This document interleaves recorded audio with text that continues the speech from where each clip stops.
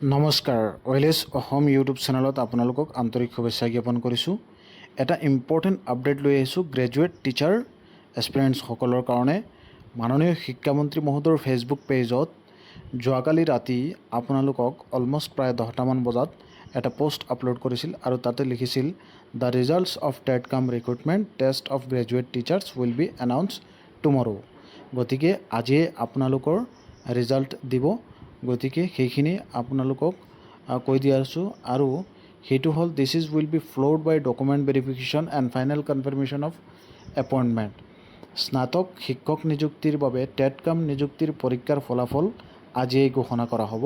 সেইটো যোৱাকালি আপোনালোকক পূৰ্বতেও এটা ভিডিঅ' বনাইছিলোঁ আৰু যোৱাকালি শিক্ষামন্ত্ৰী মহোদয়ে তেওঁৰ ফেচবুক পেজত জনাইছিল।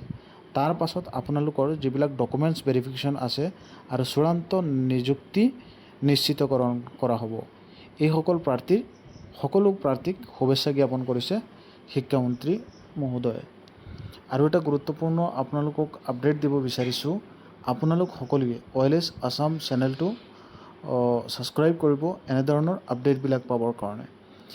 এই ফলাফলটো গ্ৰেজুৱেট টিচাৰ পদৰ বাবে হোৱা পৰীক্ষাৰ যি প্ৰাৰ্থীয়ে পৰীক্ষা দিছিল তেওঁলোকৰ নিজৰ ফলাফল চাব পাৰিব আৰু ফলাফলটো সোনকালে চাবৰ কাৰণে অফিচিয়েল ৱেবছাইটত গৈ পেলাই আপোনালোকে নিজৰ ইউজাৰ নেম আৰু পাছৱৰ্ড দি লগ ইন কৰি পেলাই চাব পাৰিব। ফলাফল অহাৰ পাছত আপোনালোকৰ ডকুমেণ্টছ ভেৰিফিকেশ্যন কৰা হ'ব আৰু তাৰ পাছত হ'ব চূড়ান্ত নিযুক্তিৰ ঘোষণা। সেইবাবে সকলো প্ৰাৰ্থীয়ে প্ৰস্তুত থাকিব, নিজৰ দৰকাৰী নথিপত্ৰ একেলগ কৰি থৈ দিয়ক। আপোনালোকৰ সকলোৰে ভৱিষ্যত কামনা কৰিলোঁ এই ভিডিঅ'টোতে।